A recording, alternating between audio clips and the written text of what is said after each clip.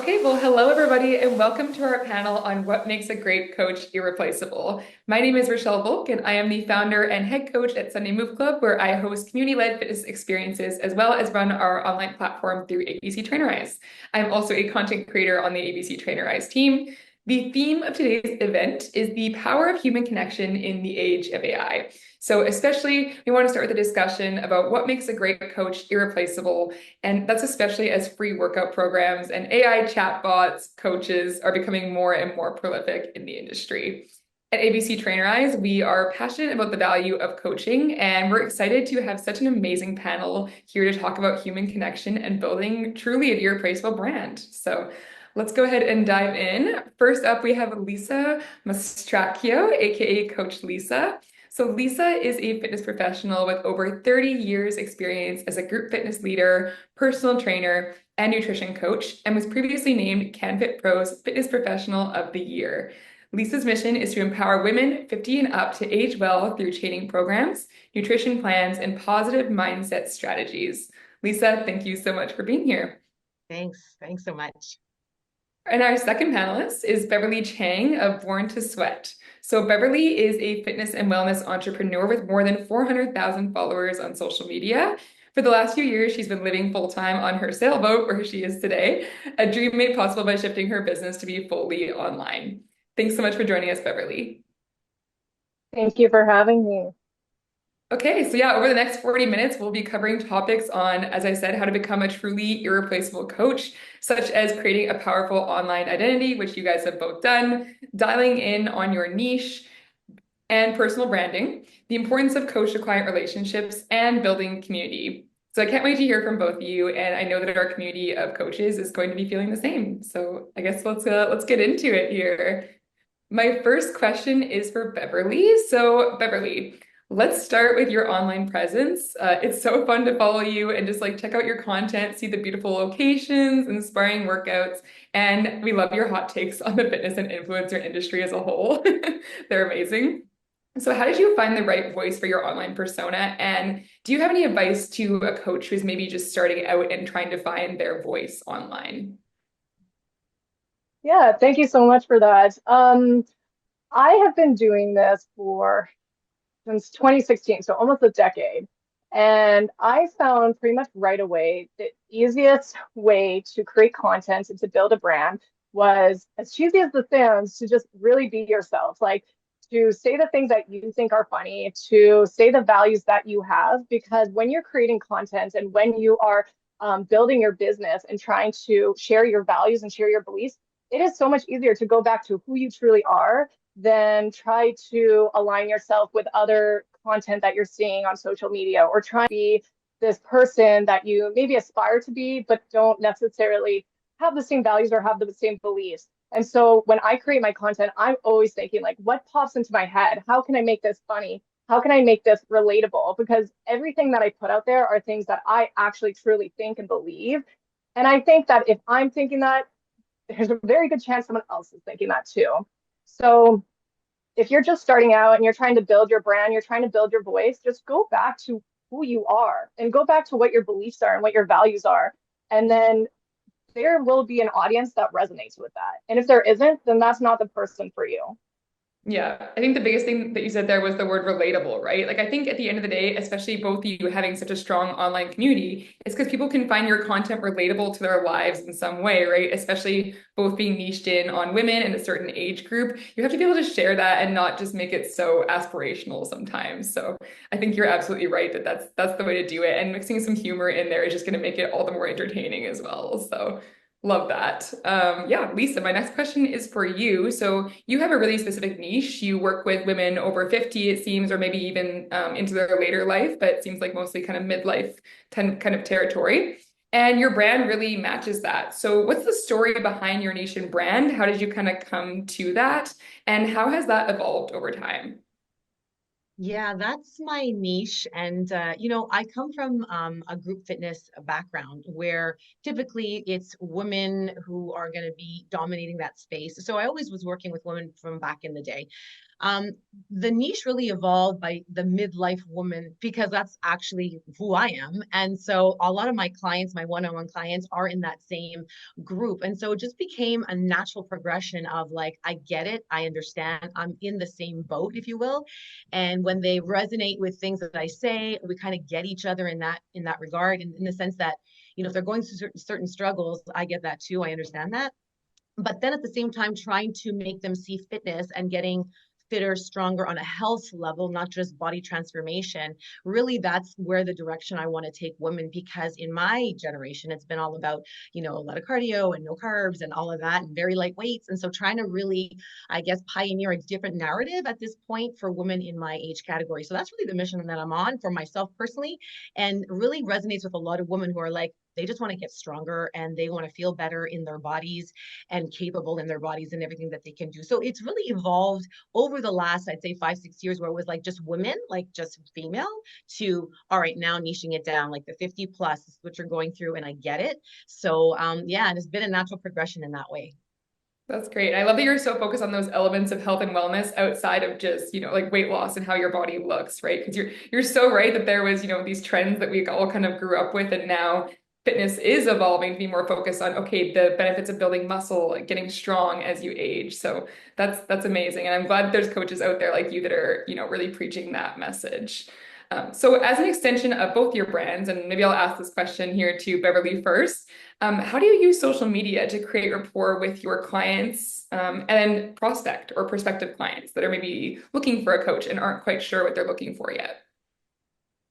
Yeah, it's a great question. So I kind of go about it in two ways. One, I like to create content that I think really resonates with my audience. And as we talked about before, like being relatable.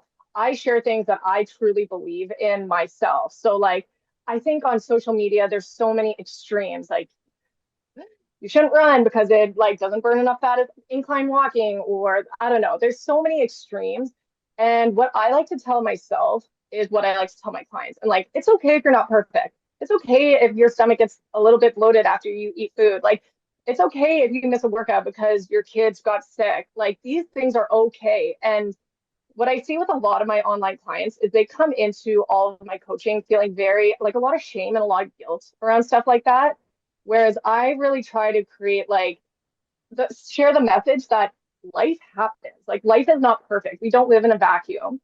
And so you shouldn't expect the highest 100% perfection of yourself either. So I try to create content around that because that is truly how I believe and how what I tell myself to feel confident and to feel my best. The second way is that when I do onboard new clients or I do get responses to stories or I do get questions, I take those responses and I create that into content. So something that I've seen come up a lot when I'm onboarding a new client or getting onto a sales call is the one sentence I hear so often is, I was in really great shape during COVID. And so when I hear that, I'm like, that is a really important thing that probably other people are struggling with too. So that in itself is going to be a great piece of content. Another thing is like all my clients want to hit a 5K run goal without stopping under 30 minutes. That's another piece of content that you can create. So just hearing what your audience is saying and like really listening and then being like, okay, how can I take this problem and give them an answer in a piece of content that's like interesting, funny, like interactive. So that's kind of how I like to go about it. And especially for newer coaches, like maybe if they don't have as much of a following as you yet, because you have such a great audience with insights you can kind of, like you said, learn from and tap into. Do you recommend that they go to people like you guys, both of you, pages, like, other coaches that they maybe look up to see what maybe like potential issues their audience might be having for content ideas? Or where would they start if they don't have as much of an audience built up yet? I see a lot of women asking questions on like Reddit, on Facebook groups, because those are kind of places where they can feel maybe a little bit more anonymous and ask questions that really like they really struggle with. So just like joining these groups, seeing what the most common questions, like I see that come up a lot. So that's what I would recommend if you don't have that audience right now. But Lisa, tell me what you think. Yeah, no, Yeah. I just think that if you're an online coach and you don't have an audience yet and you're like, how do I reach my niche or who is my niche? I think it's great to just actually follow those that coaches that resonate with you that maybe have large followings, not necessarily, they don't need to have like, super large followings, but they do have a following, and just see their messaging. I think that's really important. How are they, maybe they have the same message as you, but how are they communicating that message? Is it something that you can see yourself, I don't want to say copy, but definitely take bits and pieces. I know for myself, there's coaches that I follow. I'm like, yeah, I like this. This person said this. This is really cool. I'm going to put my spin because I don't see it quite the same way. And it just goes back to being authentic, which is what you said in the first, like the first question was like your persona. Your persona is who you are. There's no persona. It's just being authentic. So then if something that you see online, you're like, I really like this person, I like the way they communicate in their reels or their stories or whatever. And I'm like, that is cool. They're using a poll. Yeah, polls are great because it interacts with people. Let me do my own thing. And that's cool. I don't see that as being like we're copying. I think there's just a lot of sharing in that regard. And then putting your spin, because ultimately we have to kind of, you know, set ourselves apart. The market is saturated. Let's be honest. There's a lot of online trainers, way more than there were 10 years ago when you started or 5 years ago. You know what I mean? Like there's a lot out there. So in order to, set yourself apart, or for someone to say, I want Lisa, well, then what makes Lisa different than Jane, who's doing the same like 50 plus menopausal woman? Like, what's the difference here? And I think it's important, and just finding your own voice and then just spinning things in the way that resonates for you. As for myself, when it comes to reels and stuff like that, I like humor. I like education. I like to have the expert hat, but I like the I get you, I'm your friend hat kind of thing. And I like to be like keeping it real and honest, and just that's kind of my way. And so yeah, I do like humor as well, but I feel like I like to hold that little education part of it too. I feel like I like that maybe personally. So I feel like, well, that's what I want to offer people who want that as well. Cause I feel like women in my age category are like, we've been around the block. We've done it all. We know the diets. So I want to just like, let's be smart now. Like we know we've been to the rodeo. So let's be smarter and let's learn. And I'm really big on that education piece, whether that be with my clients in my membership community or online as well, for myself anyway. Yeah. Yeah, I love that you mentioned putting your own spin on it, because yeah, it's easy to feel like when you're scrolling through the Reels tab sometimes that every video feels the same, right? But you can really tell which people, and that would be both you again, which creators have really understand who they are as a brand, like what they value and what their voice is. You can really tell, and that's the ones that stand out and the ones that do grow a big audience, right? So I think that's a great takeaway from that one. So thank you to you both. Let's dive into a bit more of the tech and training side now, because I'm so curious kind of about how you guys structure your online coaching programs. So Beverly, we'll start with you. I would love to hear about your online training programs with Born to Sweat and how you really add those personal touches that make the coaching, whether it's online or in person. I don't know if you do in persons anymore, but how you really add those personal touches as an online coach, particularly. Yeah, so one of the things that I always say when I'm doing my marketing, and I have a process the way I do it. So I don't keep my coaching open all the time. I only open it, once every 6 weeks. And something that I always say when I open it is that we take a small group of clients every single time. It's myself and an assistant coach. And the reason we do this is because we give our clients so much attention, so much communication, so much of our time that I don't want to have a huge group of clients that I can't give them my best. And so that's the first thing that I like to really push out there. And some coaches do it differently. This is my way of doing it. The other thing that I really try to impress upon my clients is whatever they need, I'm there. So a lot of my clients travel for work. They travel because they're young and they want to go places, but they still want to stay on top of their routine. So anytime they travel, I ask them what hotel they're going to. Does the hotel have a gym? I look at the hotel gym photos, see what's available, and then I'll create workouts based on what's available to them. If they're going and they're staying in Airbnb, there's no hotel gym, there's nothing, they're just bringing bands. I create band workouts for them. If they're going to a restaurant, I ask them to send me the menu so we can kind of pick and choose something that really helps them stay on track with their goals, but doesn't make them feel like they're not enjoying themselves or they have to restrict. So I just like to really go above and beyond in those respects because I know that's a big part of life and I want them to be able to enjoy their life. I want them to be able to travel and eat and go out with friends and not feel like they can't stay on top of their routine. Yeah, well, and getting like coming back to the idea of that personal touch that only a coach can give. I don't see AI being able to look at your hotel gym, like look at your equipment, like look at the menu of the restaurants you're going to. Like those are the little things I think that really set apart having an actual coach that works with you. So and really being able to tailor it to that client. That's absolutely great. So, um, Lisa, I would say you have your Strong Her collective monthly program, and I love the name, by the way. It's so feminine, so empowering. What was the process for shaping up what that program would look like, and how did you make sure that it kind of spoke to your target audience's needs?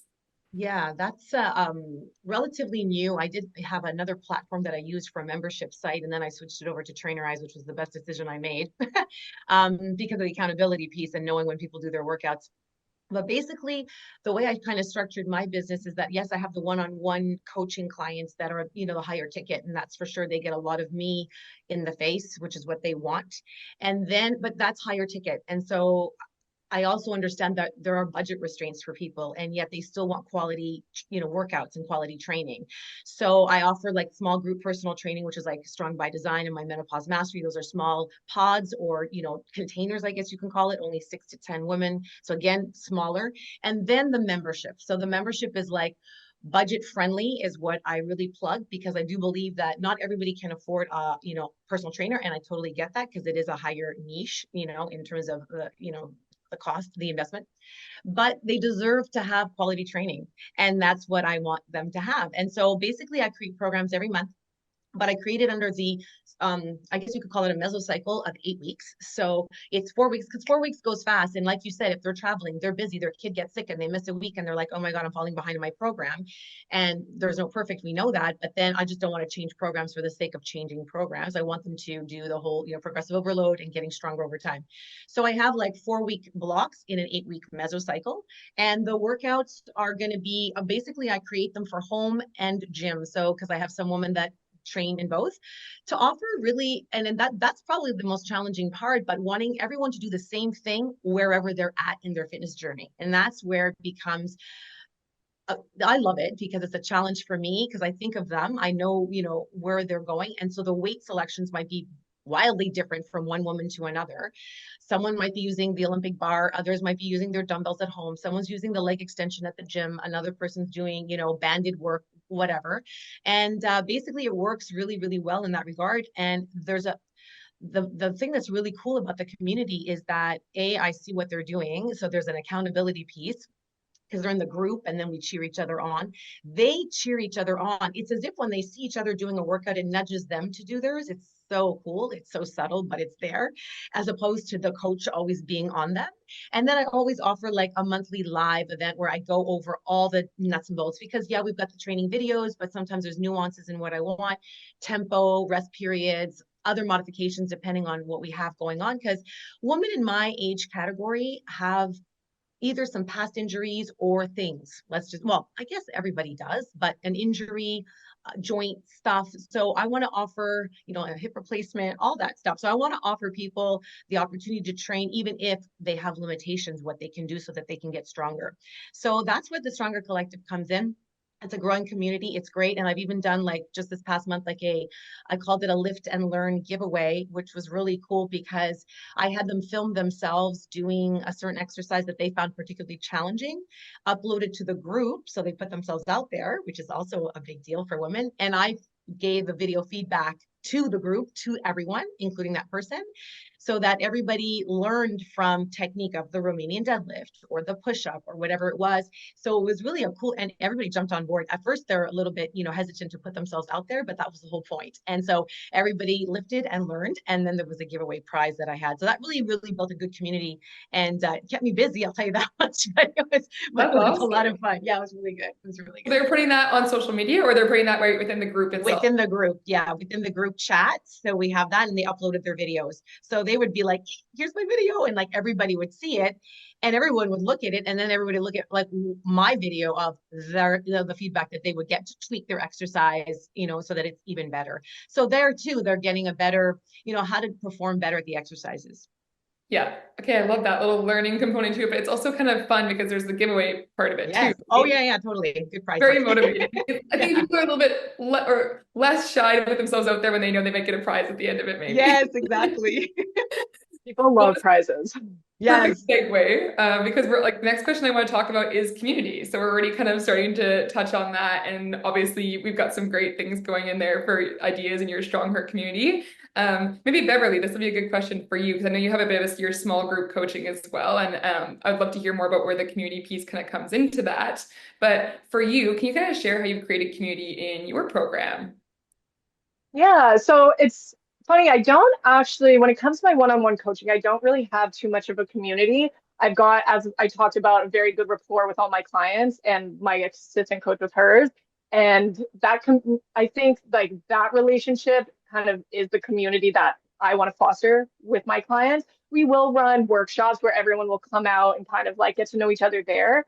But when I run larger group fitness challenges, so like 300, 400 people sign up, what I do then is create a group.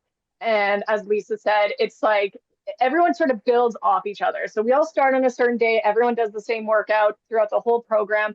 And it's like people feel super accountable and super supported when I do a challenge like that. And we have a community because, like Lisa said, someone will post a video of them working out and they're like, you know what? I got to go do it. And then they post it and it's like a snowball effect. And so when I run these group challenges, the community is so crazy. Like I can't even stay on top of it. I like try to get in there and then I like slowly just like take myself out. And I'm like, they're fine on their own. They can run. They can run it themselves. Um, but yeah, and then I like to run like, have like a challenge at the end of the week. Everyone do this, time themselves, see how fast you can do it. Before and after transformation photos, we always have prizes. Kind of like what Lisa said, you post a video of an exercise that you're struggling with, we give you feedback. And so when I run those challenges, at the end of it, everyone's always like, I'm going to miss this community. Like, I want this to keep going. And so I do find that there's such a big aspect within the fitness industry, to have that community and to have that safe space where you can ask your questions and post your videos and post your transformations and not feel ashamed or shy or, anything like that. Yeah. Okay, I want to get granular for a second because only in my first few months of creating a little online community group. I think that you're really seeing a lot more coaches go in that community direction lately and try to, especially if they already have a social media following or another following online, they're trying to kind of take that into their own private app or private coaching community. But the thing is, I was gonna say, how do you get that like really buzz going in the group? Like I know you mentioned both of you that people are jumping in and they're engaging. Like as the coach, are you prompting them, or is it kind of happening more naturally when you kind of just give them room to do it themselves? I selfishly want to know because I want to have that boop-in community too. So I'll prompt them. I have a challenge being run right now. And so there's prompts. So you want them to engage on that page and that group. And I'll say, everybody, little prizes as well, tag at everyone about your win of the day or blah, blah, blah. And so you get them to do that. It's really, really cool. That's what I do when I'm running a challenge. And then there's email sequencing as well. So there's the email behind, right? Your subscribers and stuff like that to get them like a daily, for me anyway, for my daily, like let's say it's a 7-day challenge or whatever, there's daily emails and stuff like that for them to know like what their task is of the day, the workout, and then on our page, tag at everyone, blah, blah, blah. And so they do, like people do, women do big time. And if there's a little prize, they don't even know what the prize is. They don't care. They're just gonna do it anyway. It's pretty cool. But it feel like she said earlier, like it's a snowball thing, like it's a real snowball effect. I try to keep on top of it, but the notifications are flying. It's like, oh my goodness, how do I get in here? You know what I mean? But yeah. it's pretty cool. It's really nice. It's a short-lived oomph. I feel like it's cool because it's not like forever. I feel that also helps people. They not There's a deadline. When there's like this short deadline, they feel like they can achieve it. I feel like they feel like more, let me go all in, and it's like 7-day challenge or a 14-day challenge and they go all in. So there's a lot of that. So it really feeds into the motivation and the momentum. So I always say like it's let's be honest, a challenge that I'm running, I'm not saying like total body transformation in 7 days. Like no, that's not going to happen. Let's be honest, it could take years, we know that. But what can happen? Traction, going in the right direction, little bit of a little nudge, and then that keeps you going. I mean, that's what ultimately I was selling on this one. It was just like traction to put you in the right direction, get you out of that little slump, and try something new and meet new people. Like it's really, really cool. So yeah, that's what you could do. for your next Creating challenge. that initial momentum, like you said. Yes. Yeah. And then people hopefully after that stick around in your other coaching program or community, right? Once they got that excitement built. Yes. Yeah. Yes. I have to say, so I've done both. I will run these groups when I'm running a challenge, and everyone will jump off. Like the motivation is so high at the beginning that everybody's posting, posting, posting. And then I also have a thing at the beginning that's like, introduce yourself, tell us where you're from, drop a Yes. photo and why you joined the challenge. And those, like I said, like those are go crazy. But then I've also done it when I'm not running a challenge and I just have the group exist. Like I created a totally separate Born Sweat community. And not gonna lie, it's like pulling teeth to try to get people to post. Like nobody wants to post. And even if I'm coming on and being like, show me your meal prep photos, what exercise do you guys struggle with? Like, even if I'm coming up with prompts, very few people are responding. Then I come up with a 7-day free glute program, like just a quick little PDF.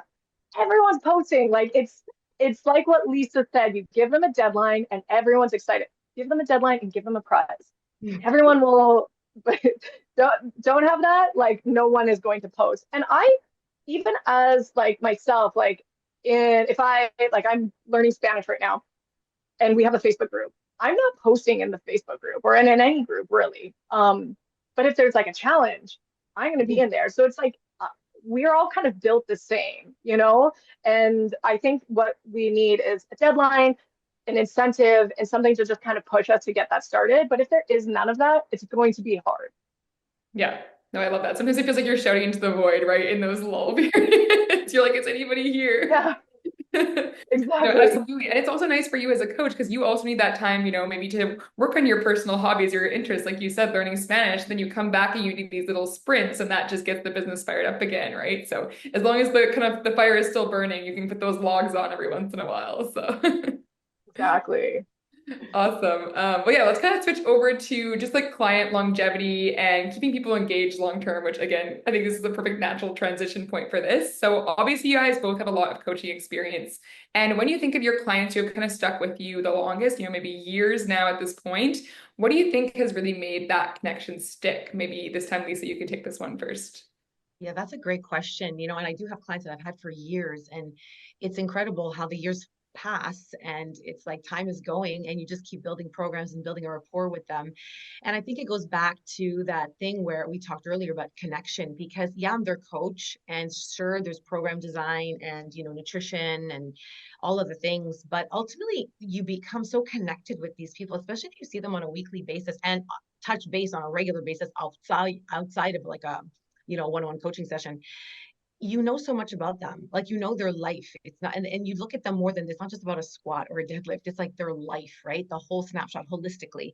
And I think that's the thing that really keeps them, because it's like there's a trust element there, that they trust your judgment.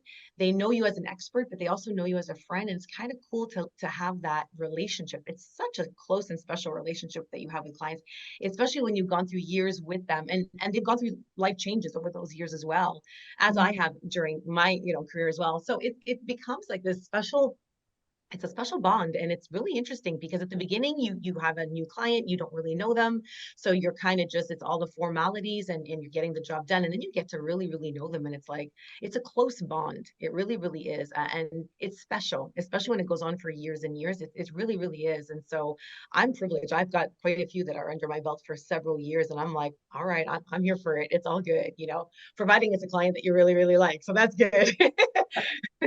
Well, and you guys have been through so much together, right? Like they've watched you evolve as a coach, I'm sure, in that time they've seen your life change. Then you've been with them through probably these major life moments, right? It is such a personal, special relationship. So, absolutely. How about you, Beverly? What do you think has really made that connection with your longest term clients stick? Um, for me, I don't really have like super long-term clients because I only did just start the one-on-one coaching just over a year ago. But what I have is people who have been following me and have been in my kind of like product journey for several years. So maybe they first started out as a follower on Instagram and then they signed up for a free program and then they signed up for a challenge and then they signed up for another challenge and then another challenge and then they signed up for my coaching. And then it's really exciting to see that name pop up. And then when I see them apply for my coaching, it gets me excited because I'm like, they clearly like the challenges and the programs, the freebies so much that now they trust me to like pay a higher amount and to do their coaching for them. For me, it's about knowing that you're giving a good product. And I know there's a reason why I have so many people re-sign up for my challenges and sign up for my coaching and then renew again. It's because what I give them works. And if they actually do it, it will work. And the reason I know it works is because I do it myself. I never give programs. I never program anything that I haven't done myself. I never give a recipe that I haven't made myself because I don't want to be giving something to someone that I wouldn't personally do. And I think that is such an important piece of anything, just like you're giving a good product. And not only that, you're backing it up with a real person behind it, like somebody who eats chips. I eat chips every day. I eat cookies every day. I eat chocolate every day. And I let my clients know that they can do the same. Sure, you have to make some sacrifices, and we talk about that.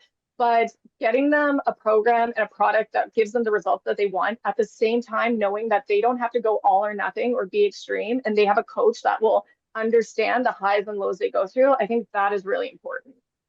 Yeah, and like you said too, it's like them knowing what you actually believe in and what you do, because in both of your content, you're showing your own workouts, you're showing your own meals and your lifestyle, so they can see you living that out as an inspiration for them, right? And I think it's so true, especially for new coaches. One thing to keep in mind is it could be people that have followed you for years before you even became a coach, right? Like some of my very first personal training clients were people I worked with when I was 14, and I was like, what?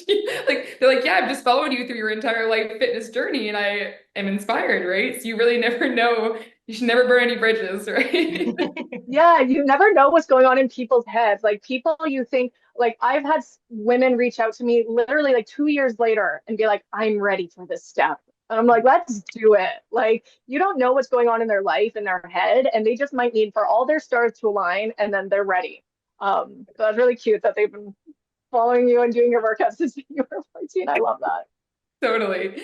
And then kind of on the flip side, really quickly, I say we'll kind of talk about the ghosting clients or the ones that maybe aren't so engaged. So obviously we know that, people, like you said, depending where they are in their life, maybe it's financial, maybe their motivation is just not there. They have other big life events going on, and sometimes they just ghost, right? How do you handle a client who drops off mid-program? And do you have systems in place within your online coaching program if they're kind of non-responsive or if they're starting to ghost a little bit? Beverly, you can take this one first. I was thinking about this. I have had maybe two clients do this to me, and they ghosted maybe like halfway through their program. And those two clients were, I know, because they are so busy. Like they have high power jobs working like 12 to 14 hours a day. And so in both those situations, of course, I follow up. I send a message. I ask them if they want to book a call. I follow up a few times, but I don't follow up to the point where I know they start to feel bad because I have had clients tell me like, I felt so guilty ignoring your messages. Like I don't want that. So I try to find like a fine line between like letting them know I'm there, I'm here if they need support, I'm here if they want shorter workouts, I'm here if they want to reevaluate everything. But I don't like to like bombard them to the point where they're like they just feel so guilty about it. So I don't have a ton of experience with this. But just more the understanding that like with my clients, I work with women mostly who are over 30 who work in very like high corporate busy jobs that I have an understanding. Like I know that their life probably got a little off the rails and they just needed to focus on one thing. And so I just like to give them their space after a few follow-ups. Yeah. And like you said, just letting them know that you are there, right? But not making them feel guilt or shame, because the moment you start to make them feel bad about it, that's going to make them pull away more, right? We know how relationships Yeah. work. Yeah. How about you, Lisa? How do you treat clients that maybe have that little ghost I situation going yeah, on? I haven't had the ghosting necessarily, like MIA and where did they go and they're not responding. Not so much of that. But if I do have a client that has to drop off for whatever reason, usually it might be a financial thing, or sometimes if I see there's a little bit of a lag with their like let's say their commitment to what they initially said they wanted to do, but they're not following, and I'm trying my best, and like Beverly said, like I'll provide a shorter workout or like less equipment, or let's just squeeze in 30-minute sessions, or trying to meet them where they're at. But at the end of the day, that's where mindset comes in. Sometimes people are just not ready. And I think that's okay because maybe they're just not ready now because you have to be ready. It's a commitment financially, time wise. And I always, when I onboard anyone on client, I'm like, you got me 100%. And that's actually what I expect of you too, because it's a two-way street. We're together here. So towards your goals, right? So sometimes they're just not quite ready. And it goes back to what you said earlier, like they trust you before they trust you, there's a know, like, and then trust. They got to know you first, then they got to kind of like you, and then they'll trust you. And that could take years, right? That could take definitely years before they actually do that.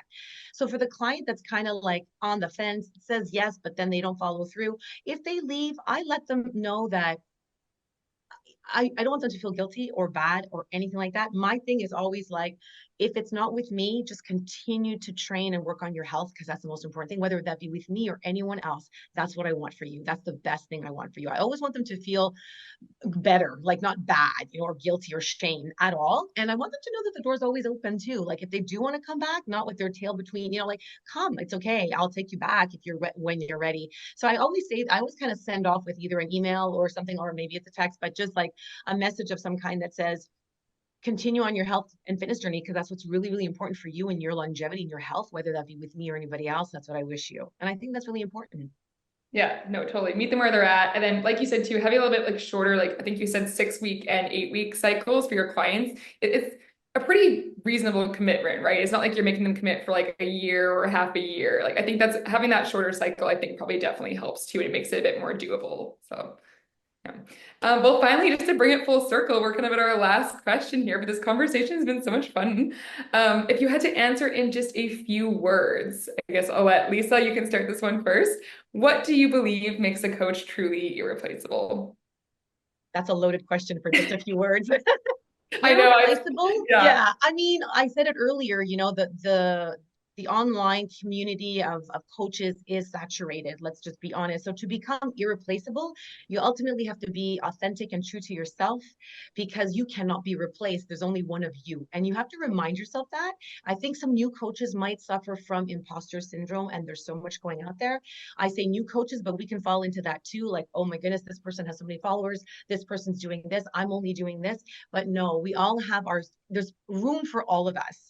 And just knowing that you're not, someone that can be easily replaced if you're true to yourself. I love that. How about you, Beverly? What do you think makes a great For coach? me, I think it's like true excitement about your client's results. And I think that's how you know that you're doing the right thing. I have my clients check in every 4 weeks, and it to me is like the best day. When I log into the app and I see that they've uploaded photos, they've uploaded their body measurements, like I come to tears sometimes. Like my heart beats faster, I get chills, I get emotional seeing the changes they make. And those feelings make me know that I'm in the right industry and I'm doing the job that I should be doing because I truly get so excited about their progress and their results and their happiness. And in that, and also in saying that, it's it shows how good your product is. If what you're giving them is working, like it's a two-way street. It's excitement for me that I know what I'm doing is right, but it's excitement for them and seeing their progress. So I feel like making sure that like if you are seeing your client progress and seeing their results and it's truly lighting you up inside, like that, you're a good coach. You're doing the right thing. You're in the right place. Yeah, the common thread I'm seeing from both of you is passion, obviously personalization, just making it really custom, and then just showing up authentically. I think that's both on social media, in your groups, wherever it is. I think people can sense that, and you both have done such a great job of that. So thank you both for sharing that. Okay, I guess, yeah, that will kind of wrap up our conversation today. I think there were some great takeaways for everybody in the audience, whether you're a new coach or whether you have been doing this for a while and you just want to take your, coaching, whether it's online to the next level. And yeah, I guess we will leave it there. Thank you both so much for joining this panel today and look forward to seeing the feedback from the community.